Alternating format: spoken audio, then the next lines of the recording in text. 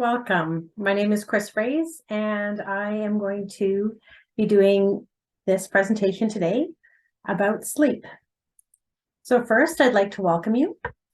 And we usually get these sessions started with a bit of a mindful moment to help us focus on the upcoming presentation and to let go of the stressors that may have happened earlier in the day. So if you're comfortable, stop with me for a moment, put your feet on the floor, become aware of your body in the chair, lower your gaze or close your eyes if that feels comfortable, and take a couple of deep breaths. Notice the breath going in through your nose and out through your mouth.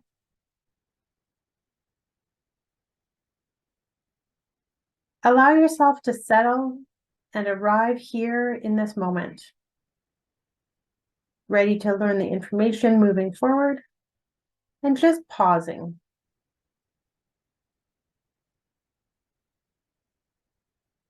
Take another deep breath. Feel it going in through your nose, out through your mouth, and open your eyes. So this pausing is something that you can do at any time to help yourself settle and be present and to release or let go of some of the other thoughts that may be going through your head. And it's an act of self-care. So we encourage people to do it whenever you need a moment to regroup. So I hope that was helpful. And now we will just carry on with the presentation. First, I want to acknowledge that we are located on Treaty 1 territory, the ancestral lands and traditional territories of the Anishinaabe, Ininiwak, Ithiniwak, Dene-Sulin, Anishinaabe, Inuit, Dakota, and Nakota peoples, and on the homeland of the Métis Nation. We also acknowledge that our water is sourced from Shoal Lake 40 First Nation on Treaty 3 territory. As I said, my name is Chris Fraze. I'm an occupational therapist, and I will be presenting today on sleep.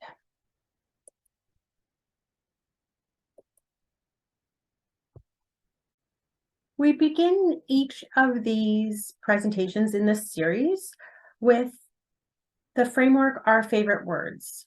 So this model or framework was developed by Dr. Rosenbaum and his colleagues at CanChild. It is a holistic model that considers the child at the center and focuses on participation. It includes 6 words beginning with F, and we're going to go over them now, but a handout of these words and the concepts are also available on our website if you want to take another look. So we're going to start with family. You, as the family and caregivers of your child, know them best, and they trust you. So it's our job as outside supports to trust you and listen to you and respect your priorities. The next word is function. So all children have different ways of doing things and completing tasks around them. They may do them differently from other kids, but they can try and do them. They may need some supports in some areas and no supports in others. But the importance is allowing kids to try, giving them that opportunity. So the words on this picture on the handout say, I might do things differently, but I can do them. How is not important. Please let me try. The next word is fitness. We all need to be active to stay fit and healthy, and that includes our kids. So the goal is to try and find ways for children to participate in fitness activities, no matter their interests and their physical abilities. Then we move on to friends. Having friends in childhood is important. We want to offer opportunities for kids to socialize and make friends with other kids their age. Fun. Childhood is all about fun and play. That's how kids learn and develop and grow.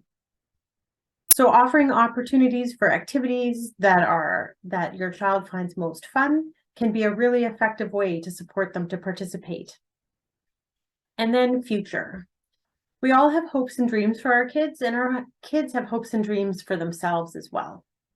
And so we want to acknowledge those goals and also acknowledge that goals can be short-term and long-term. You might have a goal, or your child might have a goal for today or tomorrow, or might be thinking about next week or next month or 3 years down the road. So we want to support that forward thinking and support our kids to grow and find ways for independence in the community that they are in, no matter what community that is. So now we're going to start with the presentation that you came here for, which is sleep.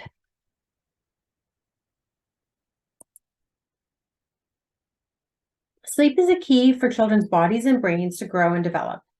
It is a time when our bodies rest and recover, which allows for that continued growth and development. Sleep is the foundation for all of the other things we do. You may recognize this triangle here in the middle of the screen. It's a modified version of Maslow's hierarchy of needs, which describes the foundational requirements we as humans need to have met before we can turn our attention to other areas. So the things at the bottom are the things we absolutely need, like food and water and shelter and sleep. Each area is important, but our bodies will automatically seek out the basics like sleep, shelter, and food before focusing on other physical comforts and learning. Challenges in the area of sleep can be especially tough because when kids don't sleep well, parents are also lacking sleep. This means parents are trying to support their children and put strategies in place while their bodies themselves are sleep deprived and stressed. So right now, I'd like you to pause for a moment so that you as parents and caregivers can think about what your child,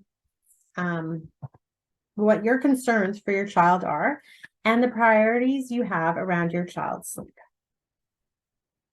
You may be concerned about your child's ability to fall asleep, or challenges around bedtime routine, or conflict with that routine, their ability to stay asleep at night? Or does your child sleep okay when they climb into bed with you, but you would prefer that they sleep in their own bed? The concerns are unique to every family, so think about your particular sleep concerns for your child. As we proceed, think about what small changes might be possible to work towards the bigger goal that you have. So which of the ideas that I talk about in the next little while may be helpful to your family? And which ones sound like they are manageable for right now? There will be several options, and it's important that you consider what will work within your family's needs, priorities, and capabilities right now. Some of the ideas may sound great, but you're not ready for them quite yet. That's okay. Pick out the ones that seem manageable as a starting point.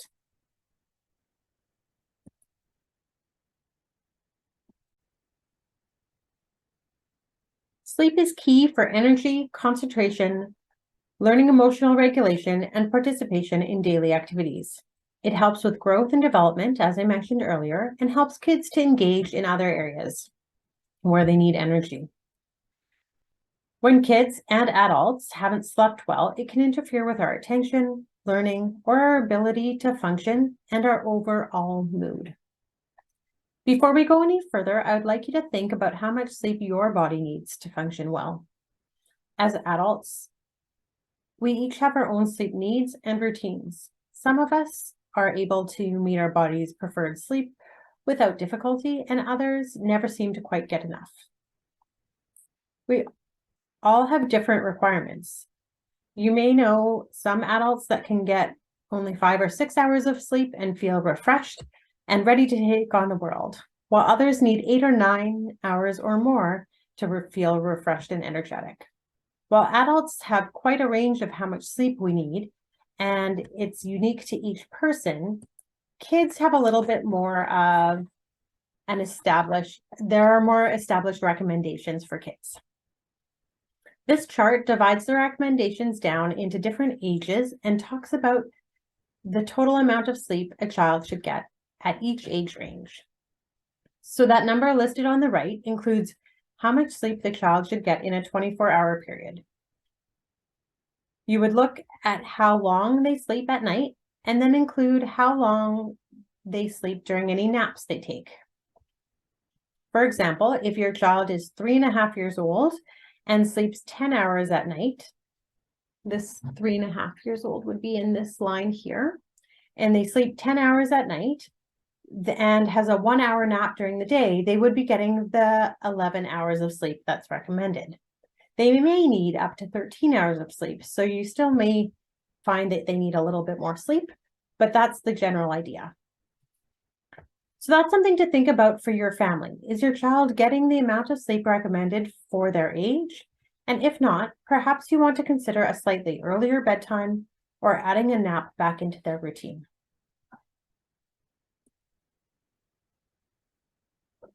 Another way that we can help kids optimize their sleep is by looking at their activity before bed. Physical activity is important to help kids build strong muscles and burn off energy, which can help with getting enough sleep.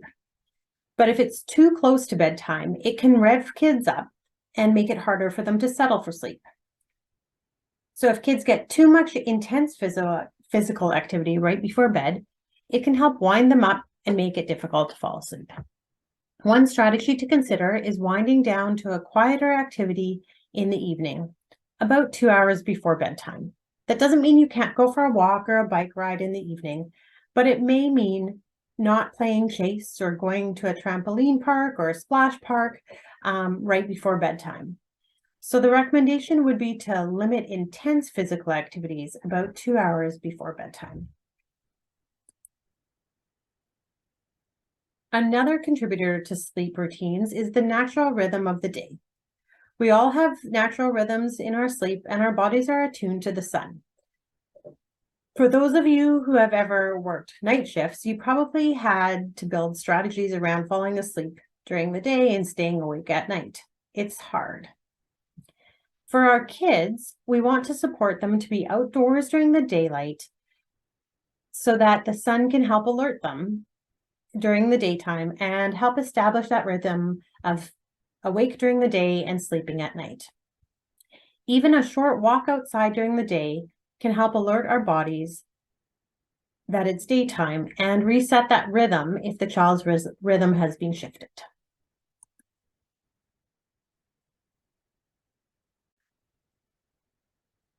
This next section is the biggest section that we're going to talk about: family and sleep. Each family is unique, as we talked about earlier.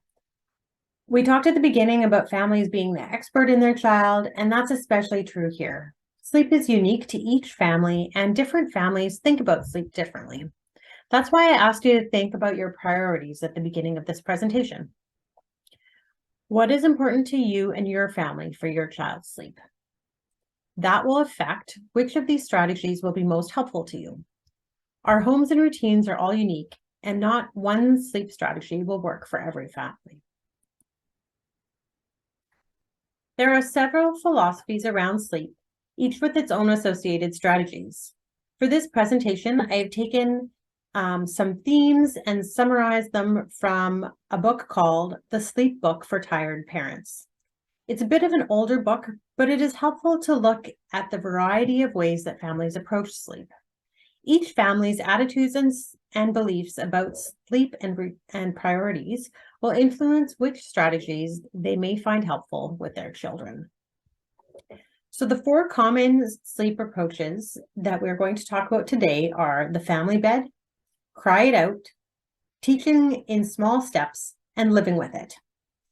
As we go through these different approaches, think about how each one may meet your family's needs or not, and what might be a challenge for your family with each approach. Think about which philosophy matches best with your family's outlook and lifestyle right now. And that right now piece is key because your family's circumstances may change with time. And you may find that something that has worked for a long time, like living with it, may be okay in the short term, but over time, you may want to adjust your strategies and your family's needs may be different. This is particularly true of the living with it approach, which we'll talk about at the end.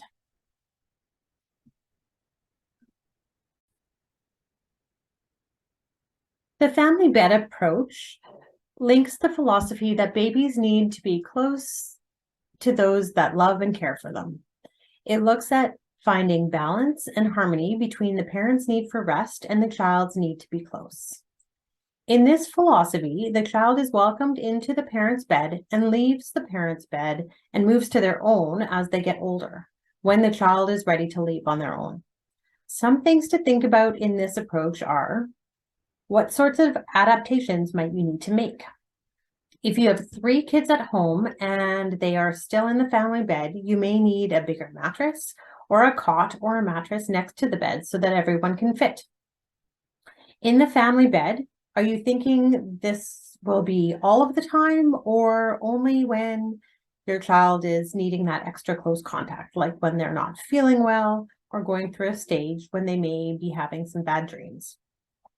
In some families, this may mean a combination of the child sleeping in their own bed, but also joining the family bed at certain times. What are the parameters around when the family bed is available? What are your boundaries?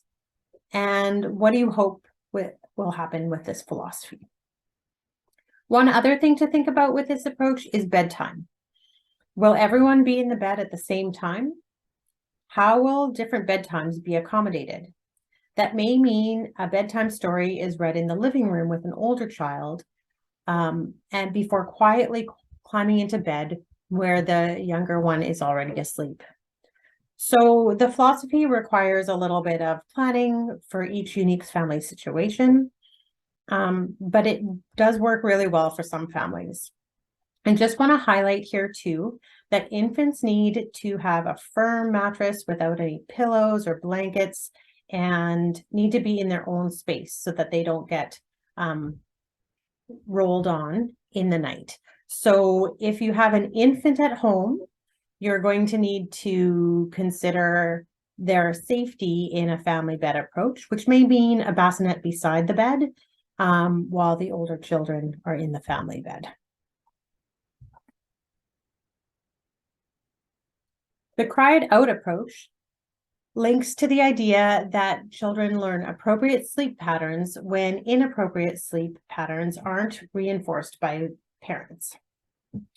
So it's about decreasing the attention given to behaviors that you don't want and increasing the support around behaviors that you do want. This is built around the philosophy of ignoring unwanted behaviors and acknowledging that some crying will not hurt the child. It does not mean that the child is completely ignored. The parent ensures safety when the child is crying, but then once you have confirmed the child is safe by checking, you may reassure them briefly and then leave them to cry if they're going to continue to cry. This approach, if it's going to work, needs a very consistent approach from all caregivers. If you check on your child in person, it needs to be very briefly at the beginning and then not returning again. Because if you go back in, you're reinforcing to the child that crying brings the parent back. So you'll start out with the bedtime routine, get the child ready for bed and make sure they're safe. But then once the routine is over, you leave and don't return to the room. Some families use a baby monitor so that they can hear and see what's going on without going back into the child's space. And again, this approach requires consistency among all caregivers. It generally takes 1 to 2 weeks of consistency before you will see noticeable change in the sleep routine. So making sure all caregivers are ready to proceed, choosing when you will start, and planning to make sure you have the supports in place can help with success in this approach. If there's more than one caregiver in the home, you can support each other not to return to the room and stick with your plan. because it can be hard to for the first little while. You may need to reassure each other and help each other stay consistent. Another piece to consider is the timing of this approach. So often families find it's easier to implement when maybe you're on a family vacation or a holiday, not away from home, but at home, so that parents aren't exhausted from trying to implement the routine in those first couple weeks that can be very challenging.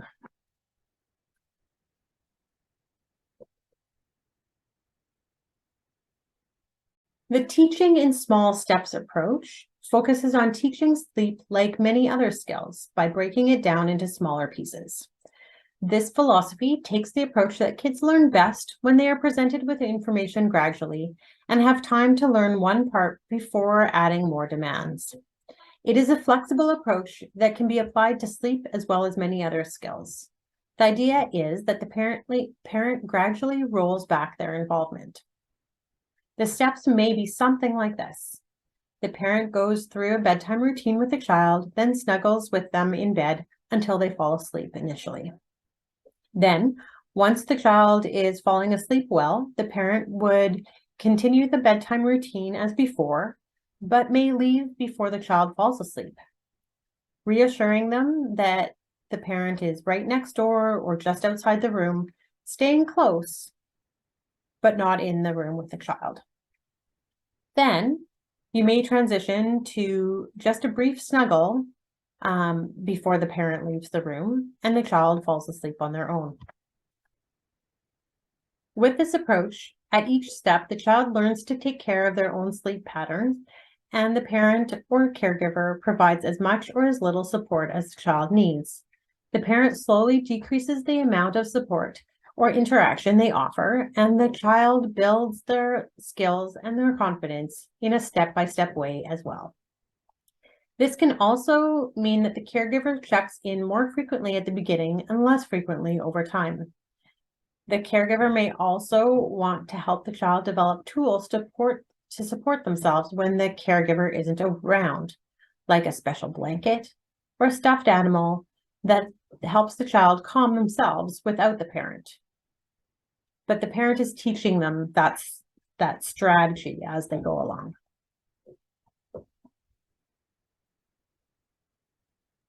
And finally, we have the living with it approach. This approach is one that can be helpful right now if you're finding that you don't have the energy to make changes at this point in time, or if there's too much going on in your family's life to be able to make changes right now. The live with it approach is looking at all the factors that are going on in your life and your child's life, their personality, and any other issues that may be happening, and then acknowledging that maybe we aren't ready for a change right now. So the choice is made to live with it and accept the sleep as best that we can. Looking at what strategies are already being used and what is working for now can be helpful. It's also important to acknowledge that not making a decision or not changing anything is actually making a decision. It's deciding to live with it.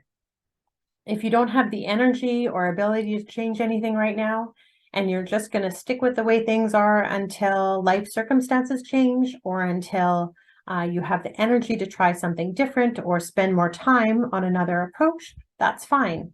This may mean choosing to live with it for now and trying another strategy when you can spend more time, like during a vacation, as I mentioned earlier, or when you're not as tired from work and all of the other things that go on during a busy week. So all that to say, not changing, even if it's just for right now, is an okay choice to make too. And that would be the living with it approach.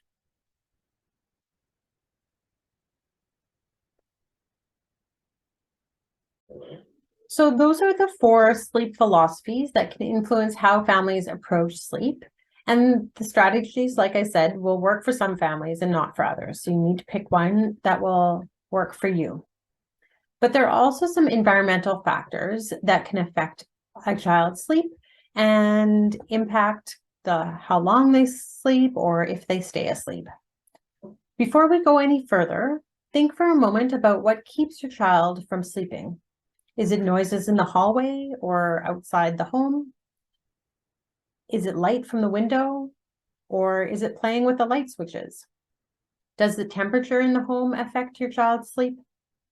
What about bedtime routine? First, we're going to talk about lighting. Our bodies sleep best when it is quite dark, although I acknowledge that some kids have fear of the dark, and we need to support them around those. From a research perspective, our rooms should be dark enough that we can't read something in front of our faces, or dark enough that when we stretch our arm out, I don't know if you can see me, when you stretch your arm out in front of you, you shouldn't be able to see the shadow of your hand. That's pretty dark. So ideally, trying to get kids used to sleeping in a darker environment will help them stay asleep better and longer. I know that won't work for every child, so options like trying a dim nightlight or using blackout blinds to keep the outside street lights out of the room while still having a little bit of ambient light can be helpful. Also, we need to remember that light impacts our natural sleep rhythms. That's why we talked about getting outside in the sunshine during the day to stimulate wakefulness. So, when getting ready for bed, we want to limit screens and electronics about an hour before bed. The light from them can stimulate wakefulness, and when we are, as parents, are trying to support sleepiness. This can include other electronics that are in the room too. So if there is a computer in the room where the monitor is not completely turned off, or other screens that throw a little bit of light, shutting those electronics down completely before your child goes to bed will also help with the darkness. Temperature. Our bodies typically, again, not everyone is exactly the same, but typically fall asleep better in a cooler environment. And we stay warm just by snuggling in our cozy pajamas or under a blanket. Sometimes raising the body temperature and then cooling it off again can be helpful to stimulate sleep. So think about trying something like a warm bath before bed or snuggling together on the couch to read a book before climbing into bed.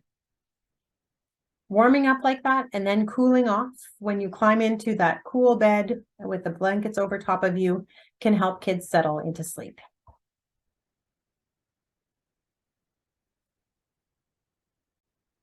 Noise has two sides to it. Background noises that come and go or are distinct can be very alerting. So those little noises can often alert a child and wake them up as they're drifting off to sleep. And then they may struggle to fall back asleep. Noises that are more consistent and steady can be calming and can drown out some of those distinct, unpredictable noises, like someone walking down the hall or closing a door, which typically wake kids up. You may want to think about what noises are around in your home. Some families turn on a bathroom fan at bedtime or at the beginning of their bedtime routine and leave it all running so that it's a consistent noise throughout the night. Or maybe you have a white noise machine or a soundscape app on your phone, or a CD that has rhythmic noises of waves crashing or an ocean breeze. All of those sounds can provide a low volume, consistent noise that drowns out the less predictable noises. And it's a way that kids can kind of have that constant sound in the background that lulls them to sleep rather than waking up to every little creak and crack in the house. So think about the routines in your home and the noises that come along with them, like the furnace going on, or doors opening and closing, or the creaks of the hallway floor. If those things wake your child or keep them from falling asleep, you may want to try building in some white noise to camouflage that. Even turning on a radio on a very very quietly on a in-between station so that they get a bit of static can create enough white noise to camouflage the other noises in the home for some children.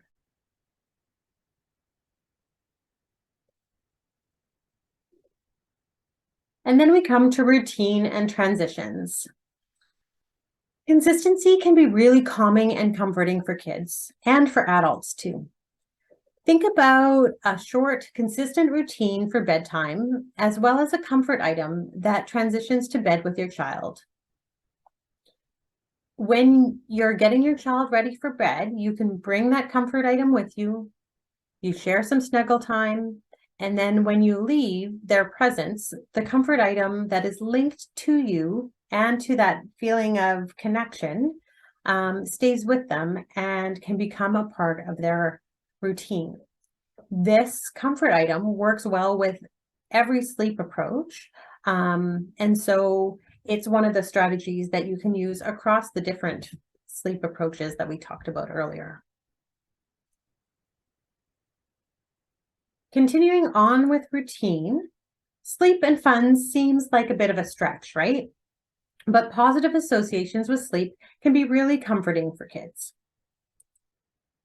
Predictable routines can decrease stress and can be calming because the child knows what to expect. So by creating a predictable routine, we are letting them know what step comes next and what is expected.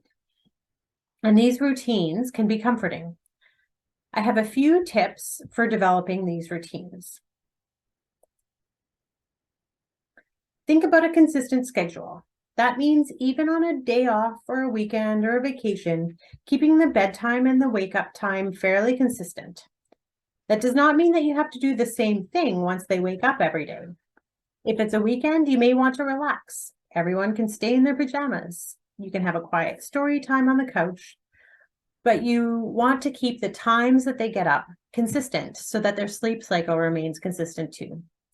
That's actually a good tip for us as adults too, even though we don't always like to admit it. So to build a bedtime routine, you want to think about a short, consistent list of positive, quiet, and calming activities. A half hour is plenty long enough for most bedtime routines, and it doesn't even have to be that long.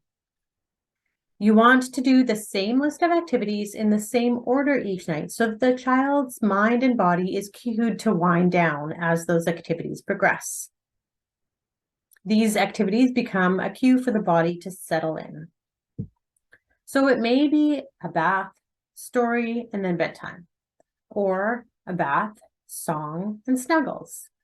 But it will depend on what works for your family. You may notice I put bath in the list both times, and that's because the bath can help with the temperature regulation and calming for many kids. We talked about it a bit earlier. If that doesn't work for your family, it's okay. It doesn't need to be in the routine. Instead, you might do snuggles on the couch, story, and then bed. But the key is that it is a consistent time, if at all possible, and in the same order. Sometimes having a familiar phrase right at the end can help to close that routine. It may be, I love you, Johnny, sweet dreams, or good night, sweet dreams, or I love you, my boy, good night. These phrases work as the final comforting part of the routine, and you may not need to come up with something new. If you think about your current routine, there may be something that you say most days, almost always the same way, right before you put your kids to bed. Don't change what's working.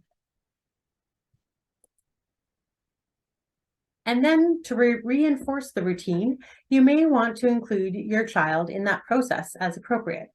You may want to get your child to choose which book you read or which song you sing before bed. It doesn't mean that they get to dictate the entire routine, but they do get to participate in some of the choices. And by participating in that routine, they are more likely to feel connected to it. Help your child to be a part of the process and have some control.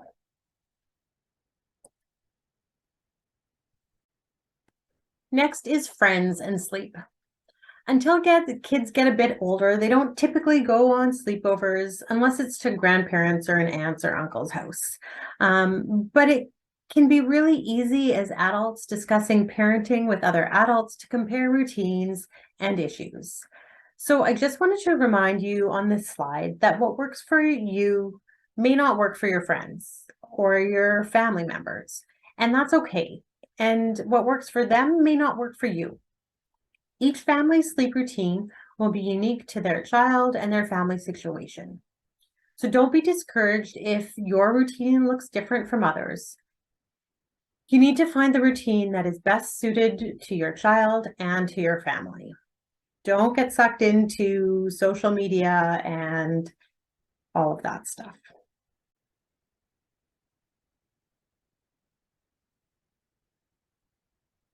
So, future. Child development is all about future and becoming. And so we talked earlier about the goals that you have for your family. I asked you to think about those at the beginning of the presentation. Now that you've heard some of the strategies that can help with sleep, which of those may work for your child and your family? How would you fit them into your longer term goals?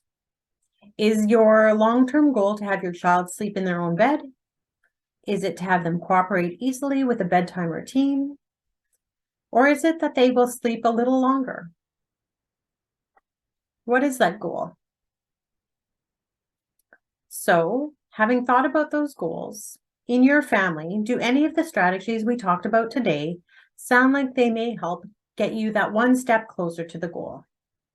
Which ones sound like you could implement them in the next week, 2 weeks, month?